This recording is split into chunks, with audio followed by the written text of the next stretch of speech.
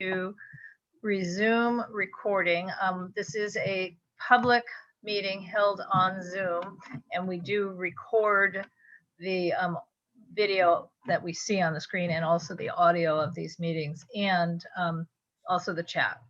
So my name is Laura Myers. I am the co-chair of UNNC's Planning and Zoning Committee. And John, if you will introduce yourself. I'm John Arnold. I am co-chair. I'm a resident of Jefferson Park for 21 years now. 20 years. You know, 2 weeks from now, I'm a resident of this area for 38 years. 38 years. So, and counting. I have shared the screen. You can see our agenda. Can you see it? Should we introduce our three? Yes, because I was going to say the next item on this agenda is welcome, call to order, introduction. So John and I have introduced, and so if our participants can just say who they are if they'd like, please.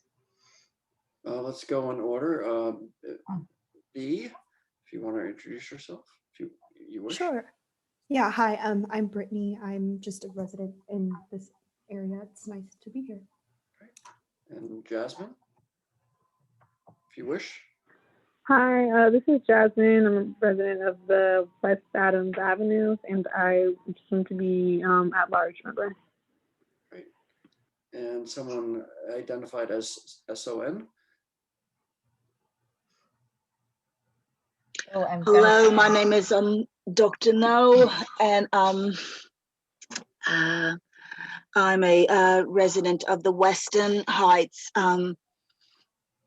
Kenny Heights, Gramercy Park area.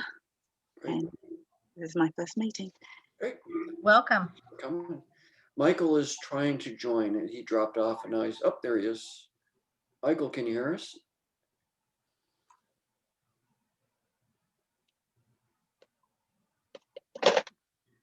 There he is. Michael, can you hear me now, guys? Yep. Hi. Hi. My apologies. I've been sick. And, no, we caught COVID New Year's Eve. Oof. And got diagnosed on the 6th. I think I sent you a note, Laura. Yeah, you did. Well, you said your wife and your mother-in-law. Oh no, you too. I've been literally in bed since last Wednesday or Thursday. Wow. It's like my first or second day out. And in the meantime, I had been putting, before that was putting 2 new computers online. And for some reason, the microphone's not working. So I've just put my old computer back online. Technology. I feel guilty because I've missed so many meetings. And, you know what? Don't worry about it. I mean, we're in the middle of a pandemic, and it is a miracle that we're even able to have meetings, to be honest. And it's a miracle that they're as good as they are, and that I sure wish, not that I would have had the money anyway, sure wish I had invested in Zoom a year ago. Never even heard of it. Not that I ever had the money, but anyway, welcome back.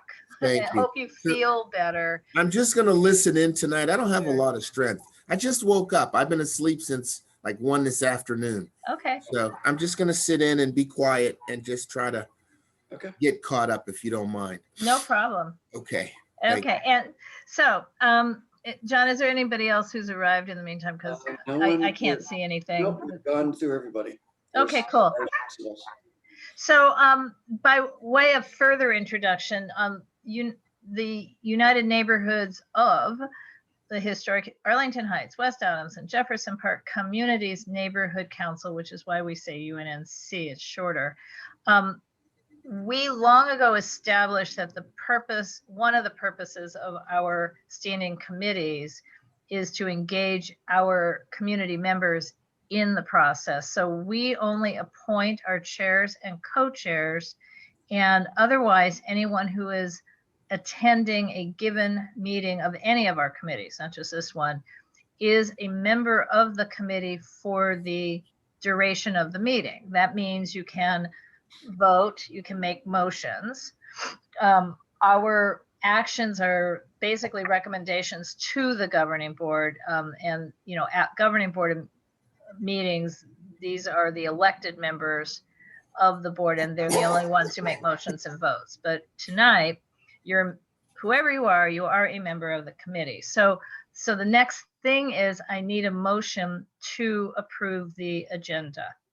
I move to approve the agenda as presented.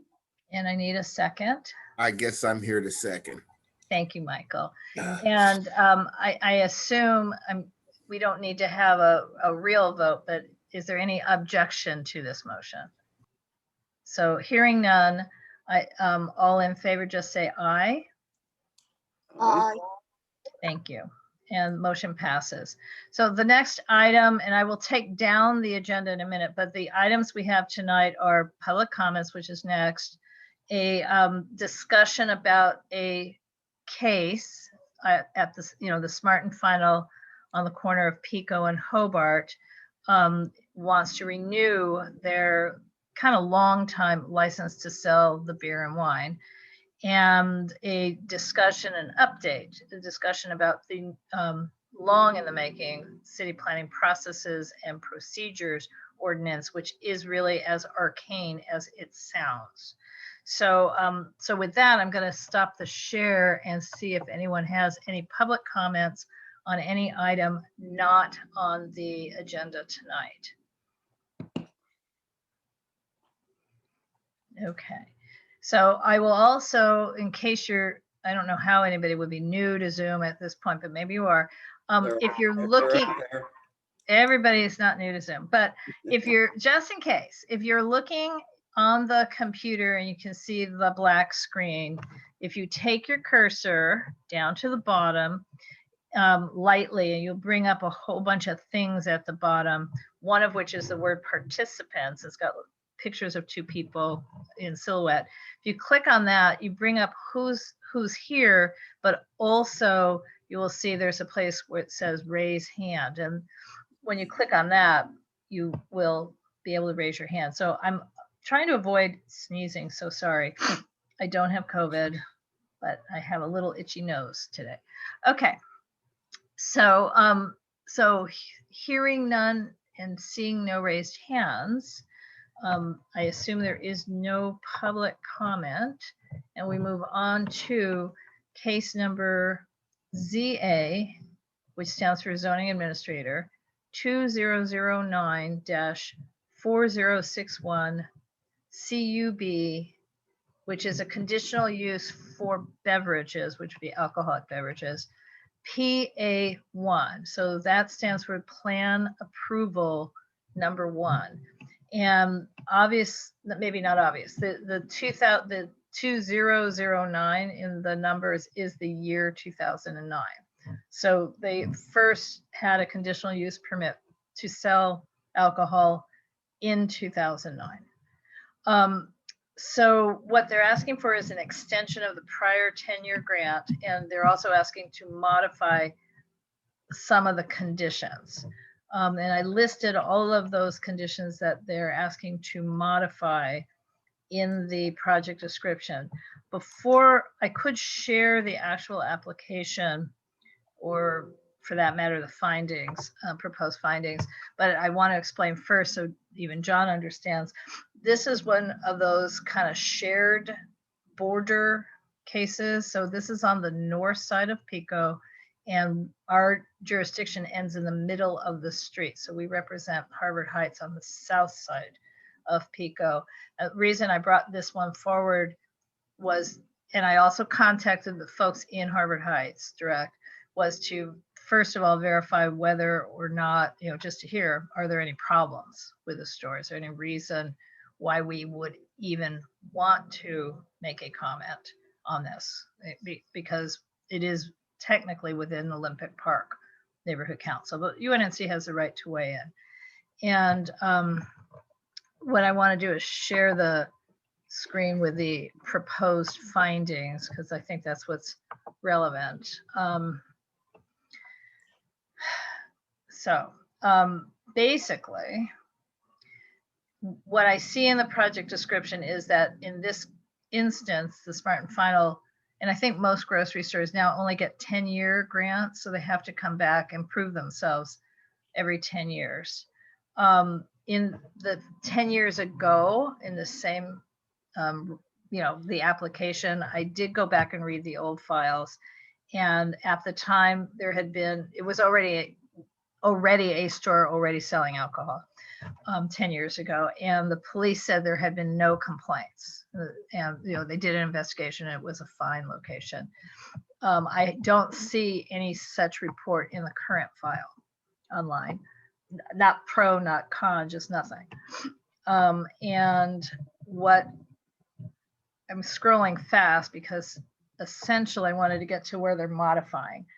So they would like to change the hours of operation so that they can stay open till 10 p.m. daily, and more importantly, selling the alcohol till 10 p.m. daily. They're saying they want to modify the condition where it says no outdoor open storage at all. They want to modify it to be no outdoor storage in the parking area. So it sounds like they've created some outdoor storage in the non-required parking area.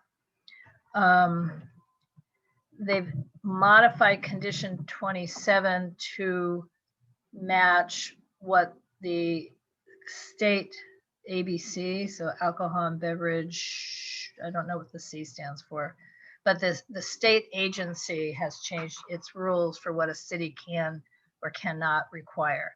So back in the day, most of the CUB actions required that you can't buy a single can of beer, and you couldn't buy a little cup with ice, and you couldn't buy malt liquors, and you couldn't buy fortified wine, because the people who were walking around on the streets begging for money and then going and spending the money, that's what they were buying, just single things. But the city's no longer, in the first place, not even allowed to impose that anymore. And in the second place, in terms of the wine, apparently wine these days often has a higher alcohol content, greater than 16%. And then this condition 31, I guess they're starting to do wine tastings at the Smart and Final. Seems rather, I don't know. John, have you ever gone to a wine tasting at a Smart and Final? It sounds neither smart or final, but I don't, that's. But I guess it's the way of the world. Instructional. What's happening north of the 10 in our neighborhood? I just don't know.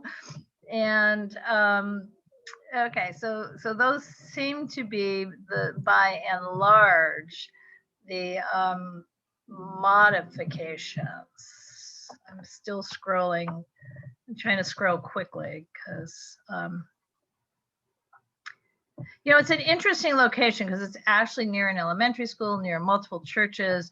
But I did check in with one of the board members of the Harvard Heights Neighborhood Association, and he said that hadn't heard any complaints, and he was going to check in with a fellow board member who actually lives very close to this location, and said that if she thought it was a problem, he knew she would attend tonight. So I don't think she has. Okay. But anyway, so lots of churches and schools that are nearby. No massage parlors apparently nearby.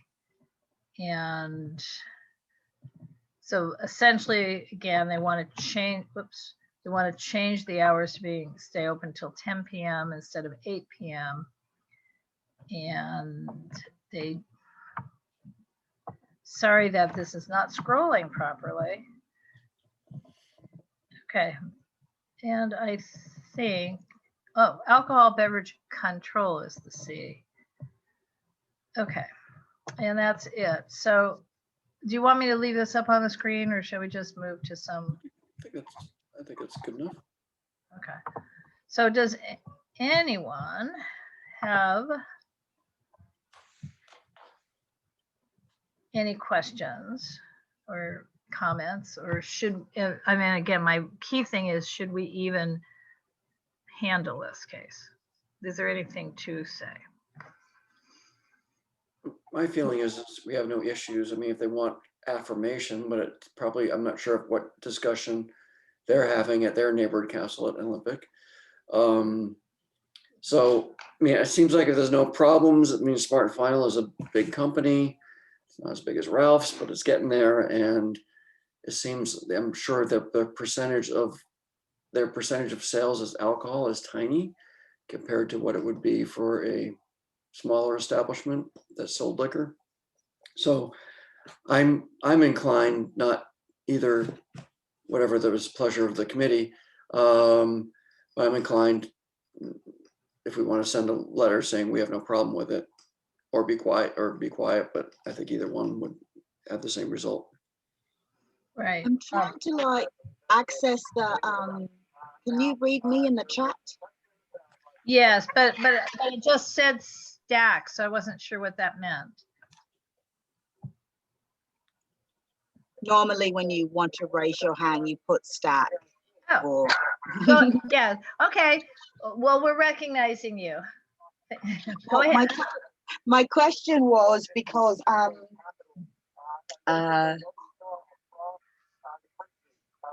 one of those people that like would be eligible for like multiple things because I'm in multiple parts of our community, and I do shop at that Smart and Final, and I went to it last week to be exact, and about 11 in the morning, and it's pretty much just a standard Smart and Final.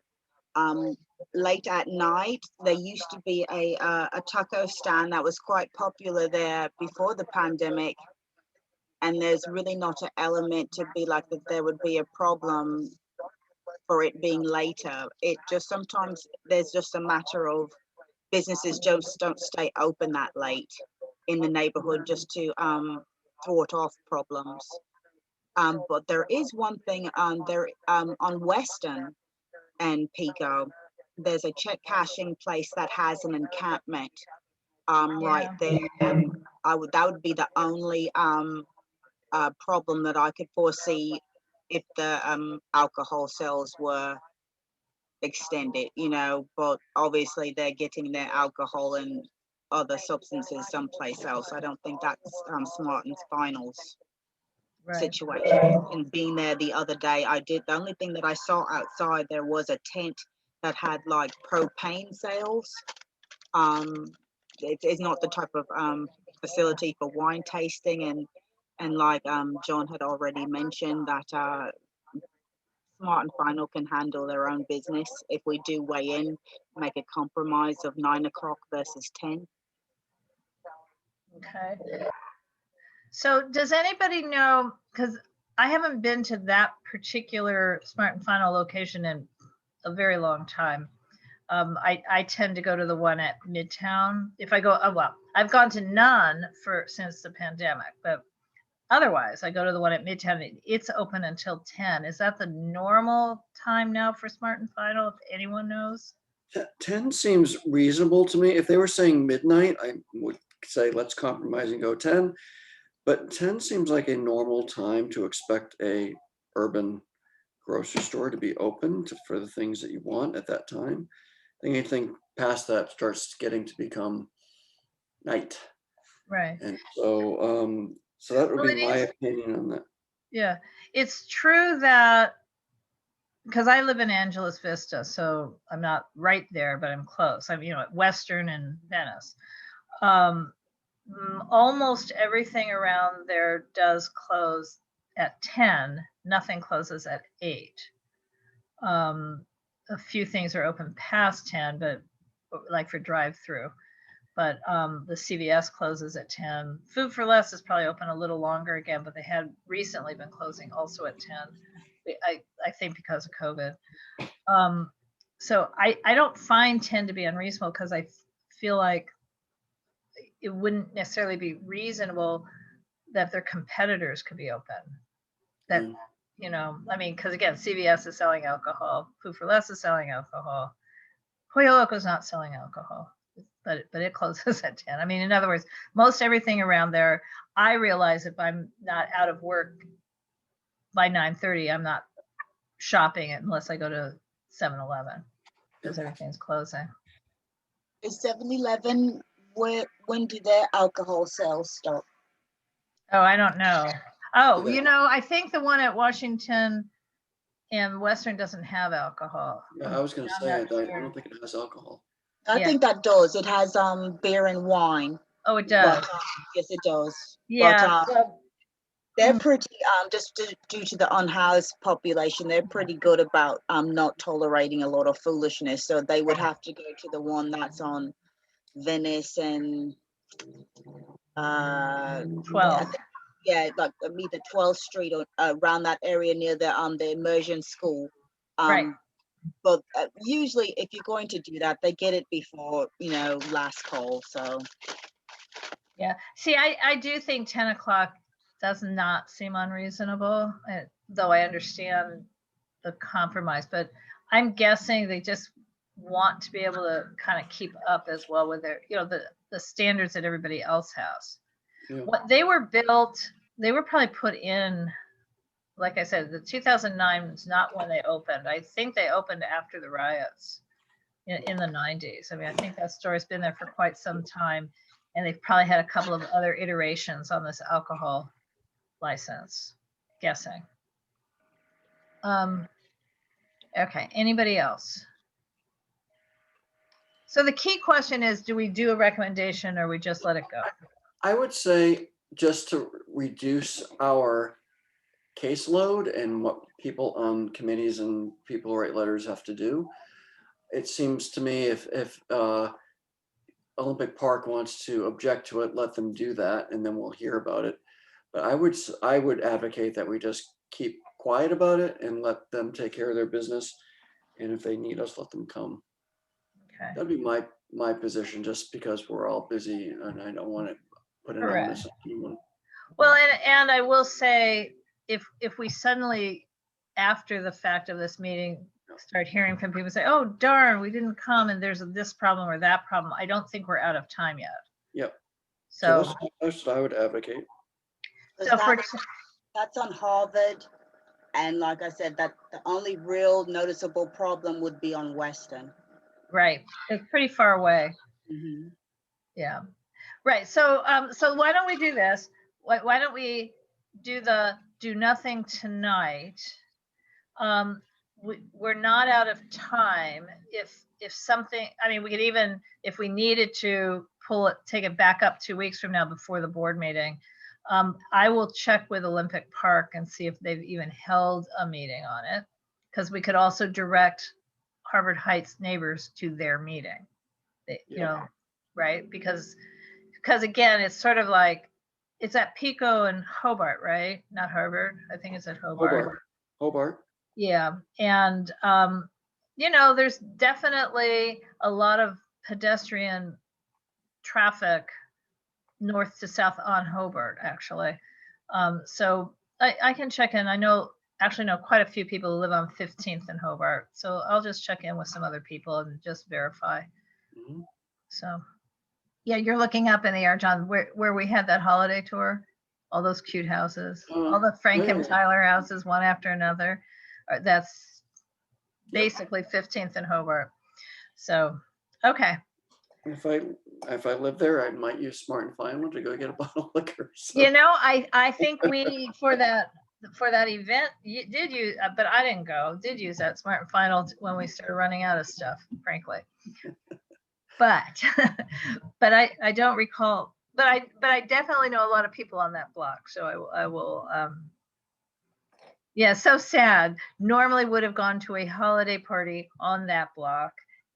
There was no holiday party this year on the block. Okay, the next item on the agenda is the processes and procedures, which is kind of, John, do you know anything about this? I mean, I do, but Don't. Okay, so it's still me gonna have to do all this talking. So I've posted something there. So let's kind of back up a little bit. I think the city planning department has been working on this for a decade, not just this one little piece, but essentially they're trying to comprehensively revise the city's entire zoning code.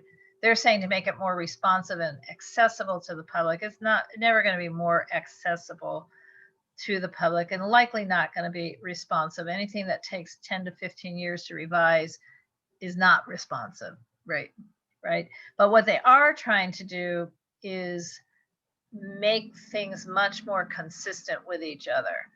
And that's specifically this processes and procedures component of it is very much involved with that.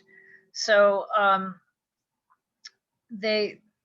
got a fact sheet here, and I'm going to just move to the next page. There's some key changes. Up till now, and still including now, because this is not yet adopted, there's many different time periods for notification for public hearings on land use cases. So sometimes it's 10 days, sometimes it's 28 days, sometimes it's 15 days, sometimes it's 21 days. So the proposal is all notifications for public hearings would be 21 days. So that means it has to be postmarked 21 days before the scheduled date of a public hearing.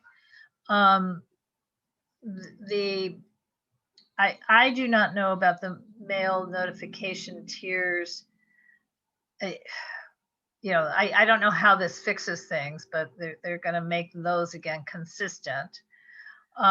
Appeals, this one's good because some appeal periods are 10 days and some are 15. They're going to make all of them 15. So that means from the time a decision is rendered, if anyone wants to appeal it, whether it be the applicant, the person who's put in the case, or a community member, they now will have 15 days to file that appeal instead of having to guess at the number of days.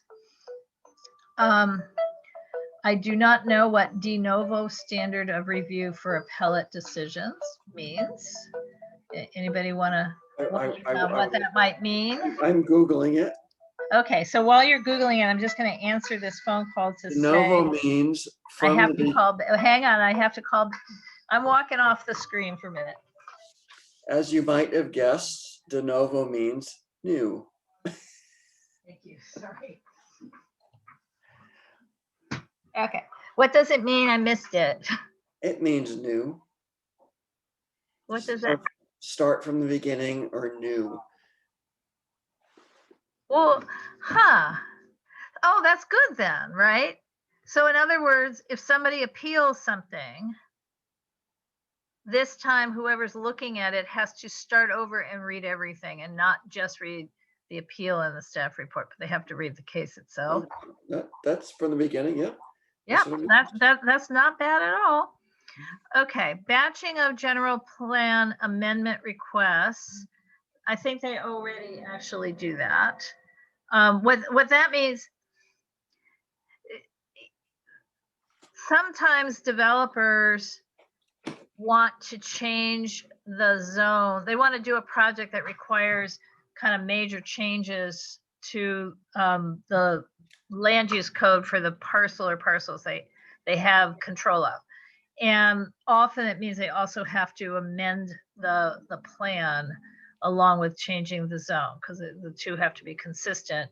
And this seems to be that they don't want it to be one at a time, but batching them together. But I actually thought that it happened. That's what we've been doing for years. So I don't know why that's there. The next thing is establishment of 3 new processes, which hardly seems like we're streamlining anything. Yeah, is that in addition to the processes that already exist? Yeah, I think so. I think so, because I see things that wouldn't fit into any of these 3, but go ahead. Right, but alternative compliance, I wonder if that wouldn't fit, for example, Van Ness, if that would have been a better thing. But anyway. That's an adjustment, but yeah. Yeah, whatever that means, I don't know what it means, but that's because we're only looking at the FAQ and we're not looking at the underlying anything. So they're going to change the decision maker. So for slight adjustments, currently still the zoning administrator, changes to the director. That means probably also it's not necessarily a public hearing, and it's not really the director so much as it would be staff members. So I don't know if that's good or bad. Evaluation of non-compliance. That probably maybe have to do with once you have a conditional use permit and you're maybe not in compliance. I don't know what that is. Nuisance abatement revocation goes from director to zoning administrator, which is interesting because it used to be the zoning administrator. So I don't know where that came from. Mixed use conditional use permit. Huh. Well, that APC is the Area Planning Commission and CPC is the citywide City Planning Commission. So a mixed use conditional use permit now automatically will not be regional, but instead it'll be a citywide case. Not sure why. Not sure if it's good, but oh, John, you're muted. I don't know why they would do that. Well, my hunch would be just as they've moved density bonus cases, 100% are now at City Planning Commission. They're trying to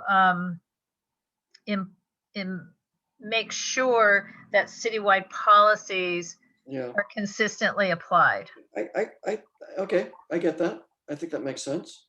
But I don't even know what a mixed use CUP is. I'm going through my Rolodex of zones and right. Wondering where a CUP is needed to have mixed use. It might be in some zone that we're commercial only and residential only with a CUP. I don't know where those zones are. Well, it might be somewhere that's not our area because our community plans have been updated. Yep. So our community plans on any of the commercial corridors allow mixed use. So that may be it. Sense. It could be something that's purely, and I think there's some zones in the valley that are strictly commercial that do not allow residential unless you have a CUP. So that might be. But Washington Boulevard didn't allow residential until our community plans were updated. So it might be that. I mean, we have to read the real ordinance, I think. Okay, so and then the changes in the names. I don't know that. Why do we care? But anyway, so all of our alphabet soup, the stuff that we've been studying and learning, site plan review, SPR will now be project review, PR in the titles of our cases. So, I mean, the alphabet soup is changing. So I can see the merit in this because if you're in class 3, it's going to be kind of hot. Class 1, you might have not much say in it, but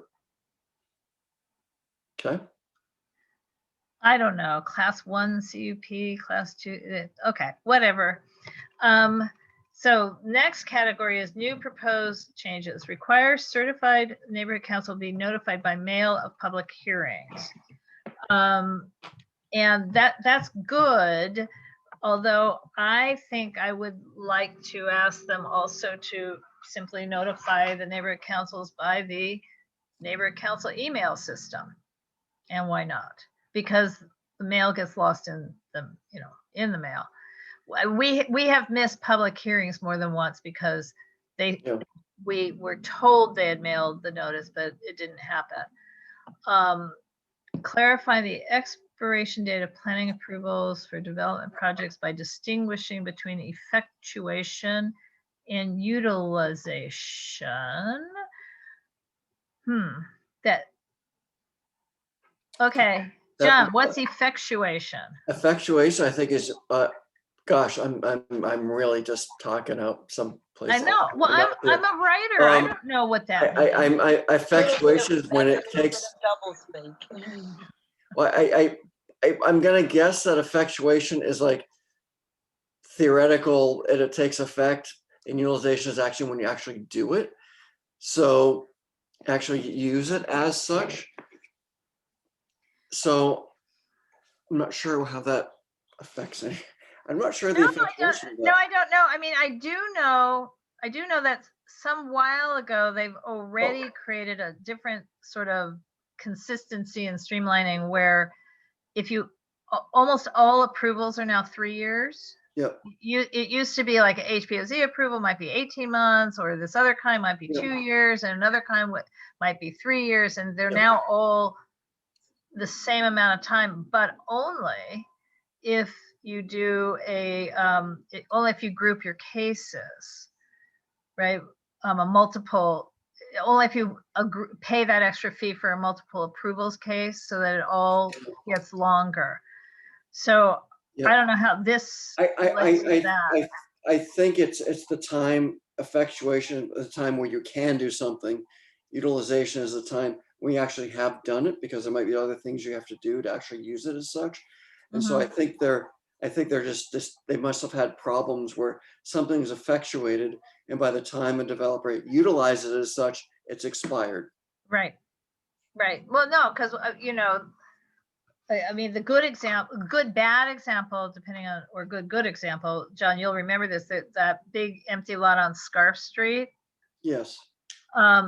Didn't do anything in the right time frame, and they lost. It died. Well, it didn't, because they sold it, and the guy who bought it didn't know. I mean, it did die, but it became a real problem because there was no, I guess the next item, no codified procedure for abandonment of approval. So there was no way a random buyer could have known. So he's kind of been stuck. So the thing I'm seeing is just they're just mopping up a few things, and this new proposed changes, if that has caused problems. So I appreciate that. But I do too. I think I'm gonna appreciate if they change the word effectuation to something that's better English. that wait a minute, if we go back to the top, so that it is more accessible to the public, isn't that the goal here? So allow modification of entitlement process to be used for project review, formerly called site plan review. So again, I'm not sure. And by the way, if there's hands being raised, I can't see them. I'm just seeing little notes up at the top, but I'm on the share screen. So John, you might want to check the chat too. I see no hands. Okay. I would want to know if what they're saying is allow a modification of an entitlement process, meaning after something's been approved, but then staff can modify things. I mean, the thing I really don't like is when everybody thinks they've got it's been approved as an X and it turns out to be a Y after the fact. So if that's what that means, it's a problem. This is John and Laura trying to parse this memo. That's terrible. What does this mean? The only thing I can think of is that site plan review is such a big blanket over lots of things. Right. That they're trying to make it so if you have something that doesn't fit quite in the box that it's meant for, that you can ask for modification rather than go through the whole schmear. But I don't know. Who knows? All right. So we might have a few questions to ask about all of this.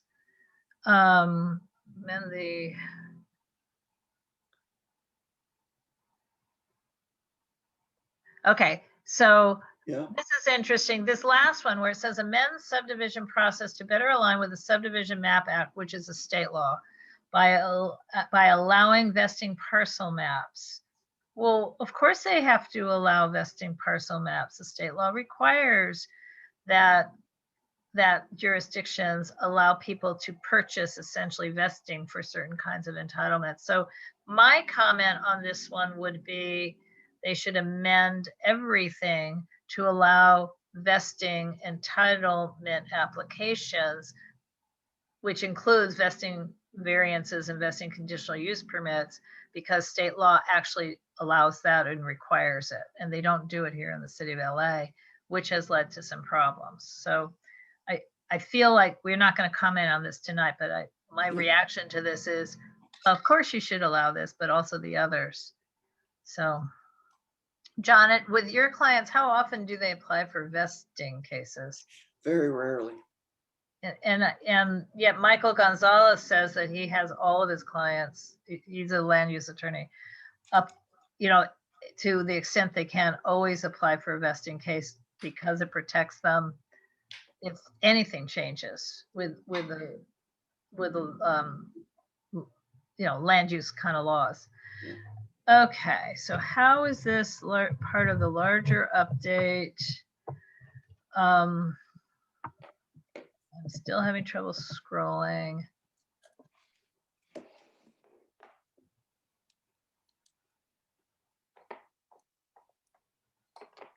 Okay, so they're going to make, this is not a surprise. This is going to be an ordinance. It's going to be citywide. Why is the city of LA updating its zoning code? Oh, isn't that nice? Several years ago, like I said, at least a decade ago, the city planning department set out to create a modern and efficient zoning system. So, I mean, this is all fine. I just wish they were a little more honest in their thing. What year? Just state the year, and then you don't have to make caveats. Well, how will this make it easier for me, the reader, to use the zoning code? Sorry, it won't, but. Moving on. No, I mean, it'll make it easier for the community to know that every hearing has a 21-day notice requirement, or every appeal is 15 days. I mean, that's all good. What's the difference between a process and a procedure? Huh. I'm guessing it'll make it easier for people who are already in deep with the esoteric world of planning. But as far as any, one person in a neighborhood trying to make heads or tails of it, it'll be just as challenging. Well, this next one is good, because essentially what they're saying is it's still too many, but they're cutting 120 different kinds of entitlements and paths down to 60. So that's in half. Okay. Better if it was fewer than 60, but this is much better than 120, so that's good.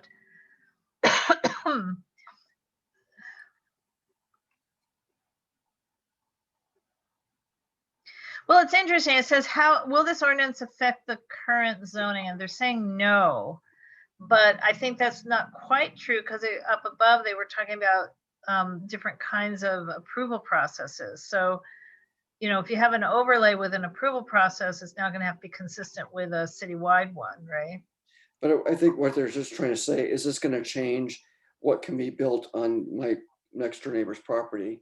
They're saying no, it might change the process of which that right, something might happen, but it won't change the zoning of it. Right. So R1 will be R1, R3 will be R3. They're not up. This does not say, yeah, now you can do more. Right. It's not a TOC thing. Correct. Okay, so the next thing is about the noticing, and I think we're all going to be appreciative of just knowing it's 21 days. Will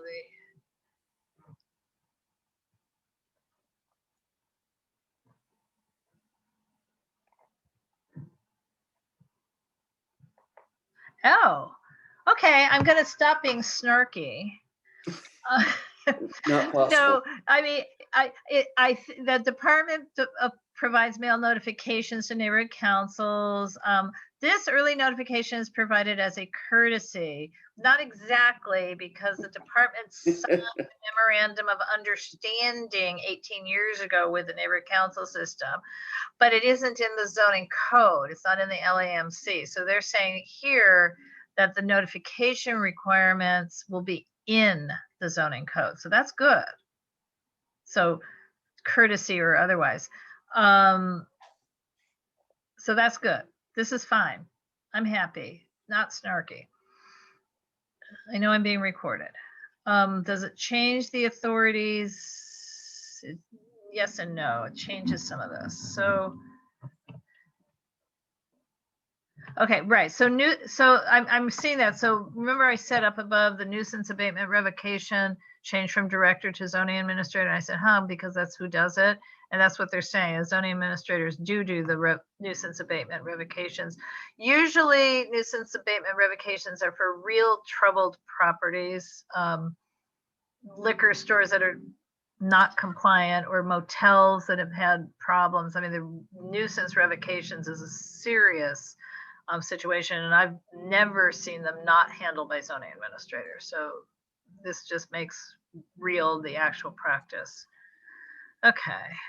It still doesn't say what a mixed use conditional use permit is.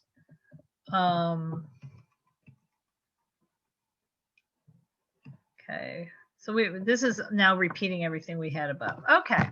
So my feeling is the general gist of this is they're trying to make it clearer and easier and more simplified. They aren't trying to put anything in through the back door. I'm never cynical like that anyway, but it doesn't seem like that. This seems like a genuine effort to make it better. Right. Better as in easier to develop, but better as in just more transparent, easier to follow, easier for us to follow, easier for us to manage.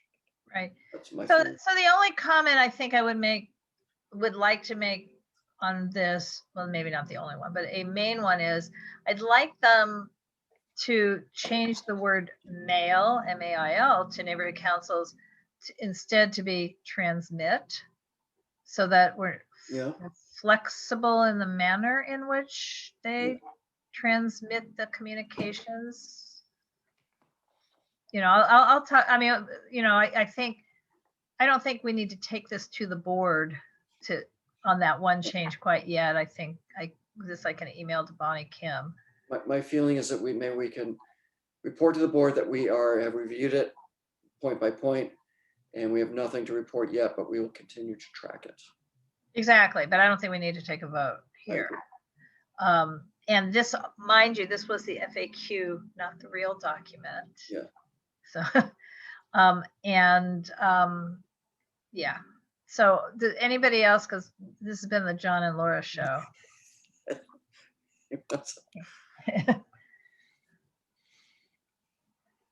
Right, little wonky tonight, just a little bit wonky. So, but you know, part of our, so John, I do have to tell you, I must inform you and everyone else that like all the other committees, we're going to have to do a mission statement and goals, update the one we have, but I think we continue to include track citywide proposals. I mean, like this, wonky though they are, I don't think we'll use that phrase, but at executive committee last night, it was pretty much saying, yeah, no exceptions. Even though we have, unlike the other committees, an actual mission statement, we need to agenda that next time and just look at it and either confirm it or add, you know, tweak it. Okay. So, okay, so I digressed a little bit. Does anybody have any questions, comments about this processes and procedures? Guess not. Okay, so next item is follow up to previous cases. The ENS, which stands for the early notification system, is we get the email, we board members for neighborhood councils get an email every 2 weeks about what land use cases have been filed in the prior 2 weeks. And we also get a weekly email about appeals. So there wasn't anything that's not on this agenda in the most recent ENS emailing, because in other words, the Smart and Final was on it, and we also had received the processes and procedures email. But is there any other follow-up, John, to any of the previous cases? I have a little. I don't have any. Everything that I know of has moved to its next step. Right. So my follow-up is several of the cases that we've been involved in that are on appeal to City Council were deferred in October and November to tomorrow, to January and to February. You know, as the prior Council District 10 staff was not out the door yet, but it was, you know, just, you know, they were wrapping things up, And more importantly, because of COVID, the City Council's Planning and Land Use Management Committee had not met at all for months and months and months and months and months. So a lot of stuff is still deferred. So tomorrow on the agenda is the case at 1537 South Wilton Place. I have actually asked that it be deferred again, but I just don't know if it will be or not. Because I don't think that, I know the new council staff, they don't have a land use person yet. And I know they haven't really looked into this. The HCM nomination for the Art Deco building at St. Andrews in Venice was also deferred. And HCM, everyone in the audience, is historic cultural monument. yes, which is sorry. the high level of historic designation. Right, and I'm looking at the agenda. I don't know if it's tomorrow or deferred into February. And then last but not least, there was an appeal at 1509 South Gramercy Place. And that was similar to 1537 Wilton Place, both these parcels, and they happen to be about 80 feet apart, are within the Angeles Vista Character Residential Overlay Zone, which is, quote, an HPOZ light. And both of these projects were started before the ordinance for that overlay zone was finalized, but long after the City Council had adopted the overlay zones and adopted the EIR that included these, the protection of 10 character neighborhoods in South Los Angeles was part of the overall environmental impact report. So both cases hinge on what is vesting, when is something vested, was the thing on the parcel historic or not, or is it historic or not, and so on and so forth. The issue is, so 1509 South Gramercy Place, which has been on appeal since March, so we're all getting close to a year.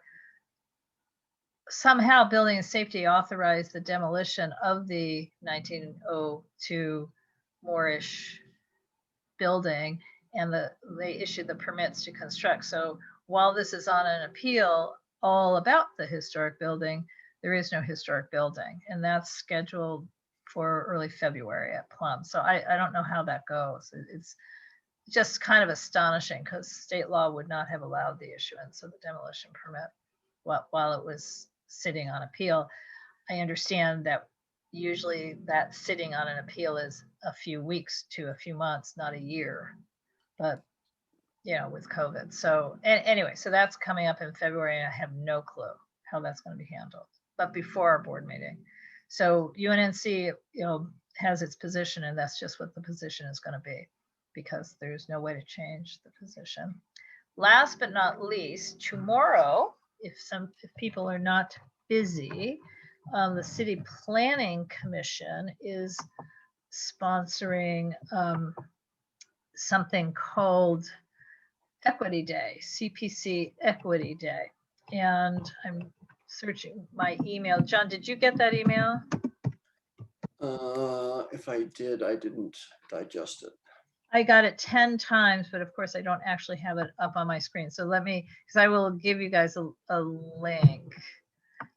So they're spending much of the day tomorrow with panel discussions, and also with public comment. And it's essentially about providing community members the ability to talk about equity and planning, share their experiences with planning and development in their neighborhoods, and to offer, I'm reading now, equity-focused strategies that can ensure just outcomes for all Angelenos.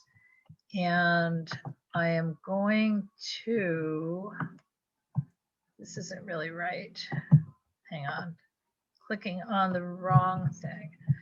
There is a Zoom link, and that's what I'm trying to, maybe I'm not gonna be able to find this. why don't we do this? I have an update. I have a thing that doesn't actually have it. You want me to drop the link in? I am trying. What I'm saying is, now I'm finding it. Here we go. Got it. I'm going to put it in the chat. Yeah, it's tomorrow at 9 o'clock.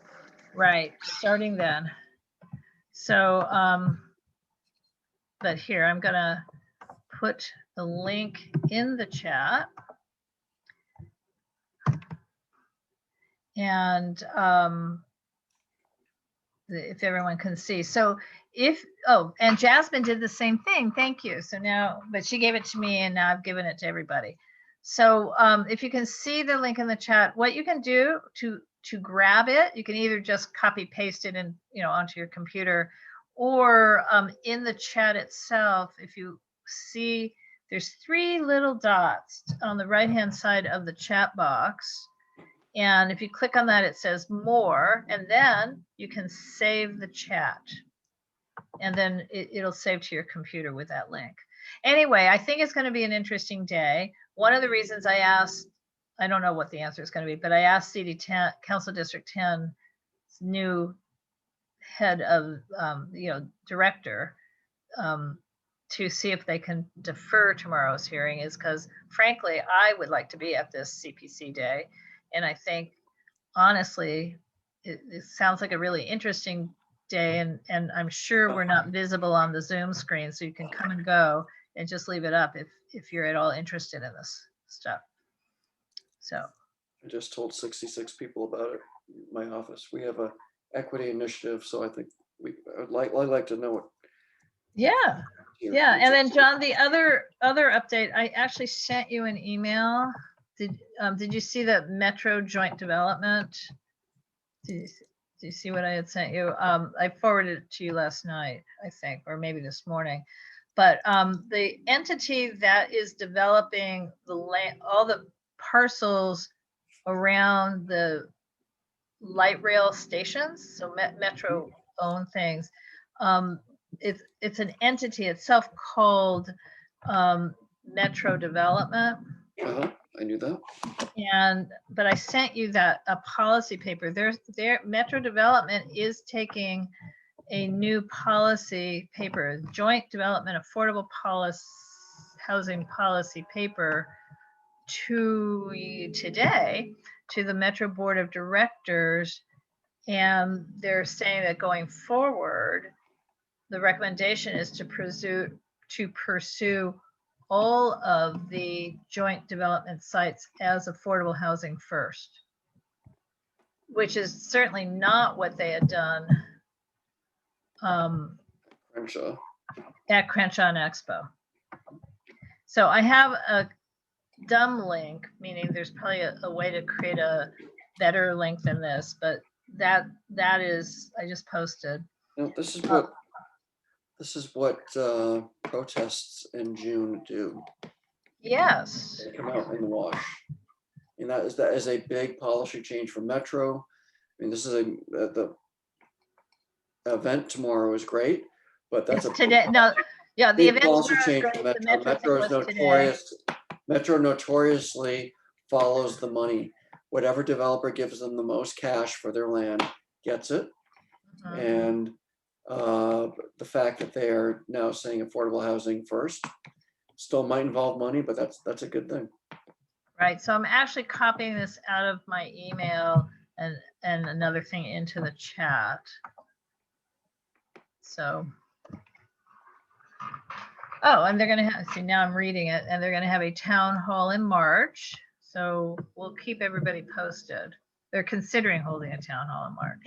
But if you can see, I've just posted, sort of the broad thing. So actually, I think that's a really a reflection of what people have been complaining about and asking for, because certainly the project at Crenshaw and Expo changed from 10% affordable to 20% affordable. But it's 80% AMI. It's not extremely low income. Yeah. It's the workforce housing. So 80% of area median income might still be wealthier than a lot of the people who currently live in this community, or not. I don't know. We don't have census results at this point. And your thoughts on that, John? About what is 80% AMI? Is that a good thing or a bad thing? 80% AMI is like moderate low. To get like for like homeless housing is like 30% AMI. Oh yeah.